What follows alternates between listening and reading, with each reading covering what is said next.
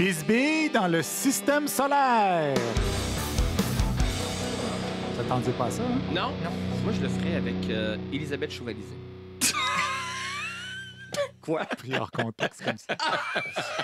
Petit retour sur le jour des élections municipales.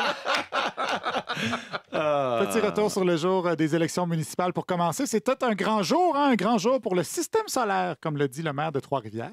Trois-Rivières, capitale régionale, va retrouver toutes ses lettres de noblesse. Déjà partout au Québec, les gens nous voient aller, puis ça fait juste commencer. Vous savez, on n'est pas la plus belle ville du système solaire pour rien. Oui, le plus belle c'est vrai, ça. du système Moi, solaire. je l'ai entendu en direct, ça, j'ai adoré ce moment-là. Ça doit être pour ça qu'on croise autant d'extraterrestres sur le boulevard des Forges et que l'odeur qui plane sur la ville semble venir d'un autre monde. Montréal a élu Valérie Plante haut la main et bien sûr que ses détracteurs n'ont pas manqué de noter qu'elle était très, très heureuse. C'est le cas de Richard Martineau qui a presque fait un AVC en ondes à LCN. C'est vraiment une victoire spectaculaire. Et là, on va avoir Valérie Plante pendant encore 4 ans. Elle a promis de gouverner avec le sourire pour les 4 prochaines Avec le sourire. Et oui. C'est vraiment sa marque de commerce. Ouais. Pourquoi il rit tout le temps, celui à qui il présente son fil? C'est insupportable. Par solidarité, je dirais. Ça ressemble un peu à vous, Jean-Philippe, quand vous interviewez Louis-José Hood. Je savais qu'elle allait dire ça. Je suis tellement tanné de ça. Vous en savez des choses. Donc, si Valérie Plante est capable de gouverner avec le sourire, Richard, lui, s'est animé en ayant des convulsions. Et en passant, ça vaut vraiment la peine de regarder ça avec l'image. Visitez mon compte TikTok pour plus de détails. Plusieurs anciens péquistes ont aussi été élus à la tête de municipalités, dont le nouveau maire de Terrebonne, comme l'expliquait Antoine Robitaille à Cube Radio. Le municipal, est-ce que c'est rendu le refuge des souverainistes? Catherine Fournier à Longueuil, Mathieu Travesti à Terrebonne, Marc Boursier à Saint-Jérôme. Oui, Mathieu Travesti, le Rita Baga de la politique municipale. Sinon, à Québec, c'est le début d'un temps nouveau suite à l'élection de Bruno Marchand. Bruno Marchand qui a reçu l'appui de Jeff Fillion avant que celui-ci change d'idée, appuie plutôt Jeff Gosselin. Jeff Gosselin qui disait que l'élection était un référendum sur le tramway. Les candidats pro-tramway ont obtenu quelque chose comme 75 % des voix. N'empêche que les animateurs de Radio X sont super contents de l'arrivée de Bruno Marchand. C'est même, selon eux, le début d'un nouveau printemps automnal.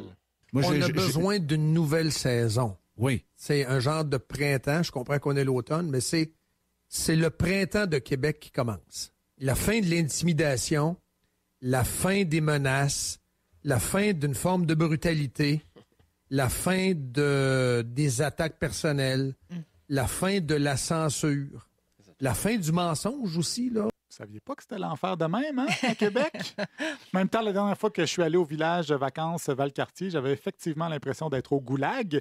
Mais là, je vais pouvoir y retourner au printemps cet automne. Sinon, le retour de la COP26, la COP26, François Legault a tenu à mettre les barres sur les T et les points sur les I à propos du troisième lien, ou comme dirait Fanny Lévesque de la presse.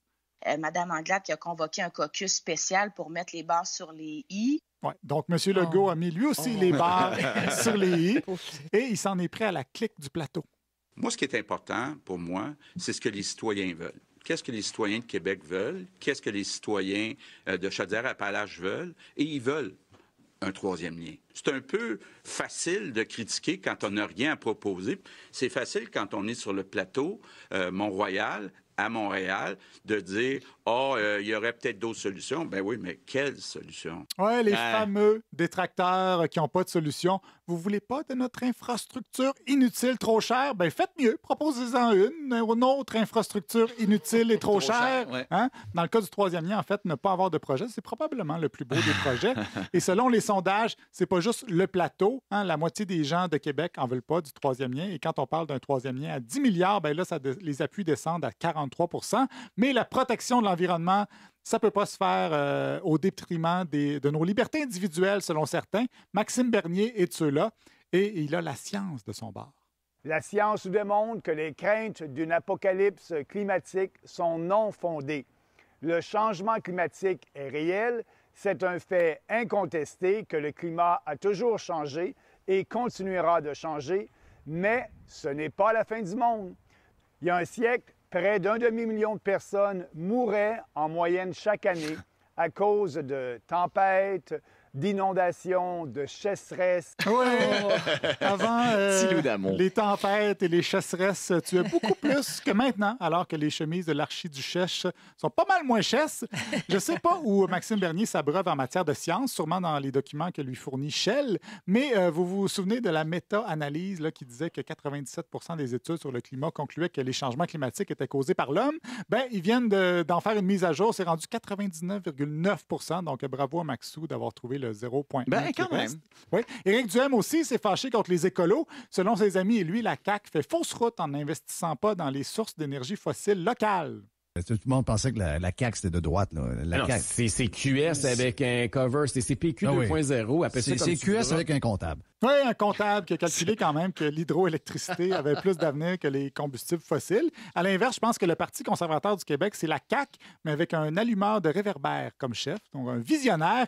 Il propose d'ajouter, lui, des voies aux autoroutes 20 et 40, d'abolir les subventions aux véhicules électriques et qu'on commence à exploiter le gaz de schiste. On avait oublié. Qui ça? Hey, on l'avait oublié, ça. Il était parti rejoindre le trou dans la couche d'ozone puis les pluies acides chez nous des menaces environnementales. Chez nous des artistes.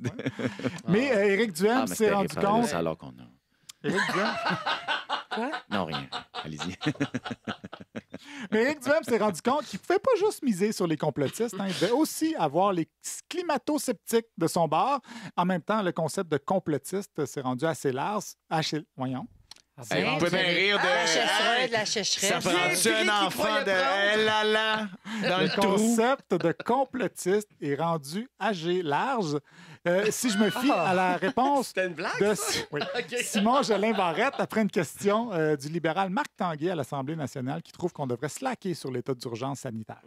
Est-ce qu'il croit que c'est un complot? Est-il un complotiste, Monsieur le Président? Monsieur le Président. S'il vous plaît. Ah, bien sûr, c'est faux. Marc Tanguay est libéral, donc il n'est pas dans le complot de la COVID. Il est dans le complot de Power Corp, la presse, Radio-Canada. Et justement, pour finir sur la pandémie, on a eu droit à un beau moment cette semaine au 98.5 entre Luc Lavoie et Bernard Drinville qui s'obstinaient sur le rôle des syndicats. Ça a commencé comme ça. Je parle pas des employés, les délégués syndicaux, c'est une gang de paresseux, de monde qui vivent sur le BS, puis qui se servent de leurs membres pour aller chercher des avantages à eux-mêmes, puis se pogner le cul. Ensuite, Luc Lavoie a déclaré qu'il avait tout dit et il a décidé de se taire pendant 5 secondes. C'est le temps que les gens se réveillent parce qu'on n'aura pas d'autre occasion comme celle-là. Okay. Point, j'ai dit ce que j'avais à dire. Ouais. OK, est-ce que je peux parler maintenant, Luc? Ben oui, c'est tout à toi. C'est ton show. Bon. Alors... Je ne suis tu vois, il y a du tu sais, le problème, c'est que tu es tellement extrême, pour ne pas dire extrémiste dans ta façon de camper ton opinion, que je ne le suis pas. Qui m'écrivent pour 400-500 militants syndicaux payés par mois, j'en veux pas. Vas-tu la fermer, ta gueule? Ça me fait penser un peu à Oui, le lendemain, j'ai assisté, tu as dit qu'il y a eu des excuses. Oui? Oui, le lendemain, Bernard Drinville a dit ça a dépassé ma pensée, je m'excuse aux auditeurs. Parce que c'est pas fini, là. Il y a eu d'autres colibets. Hein? Voyons donc, là, Christy Bâtard. Comment tu sais que c'est pas le cas? Ben, j'en connais des délégués syndicaux qui ont de l'allure, puis t'en connais toi aussi. Oui, puis quand c'est le temps de dire je ne veux pas donner d'augmentation à ton staff. C'est comme dire, tous les analystes politiques sont tous des Luc Lavoie, sont tous des imbéciles. Wow! Mais heureusement, tout est bien. Lâchez Samantha Fox, vous. Tout est bien, qui finit relativement bien. Parce que tu n'as pas besoin d'être méprisant pour exprimer ta position. Parce que tu étais là quand ils ont mis fin au travail des enfants en 1912. Ben oui, mais là... Oh. Je t'aime. Oui, OK. Bon, j'ai que du trémolo là-dedans. Quand tu dis à quelqu'un « je t'aime » et qu'il te répond « oui, OK », c'est jamais bon signe, ça. C'est presque aussi inquiétant que s'il te répond « oui, toi? »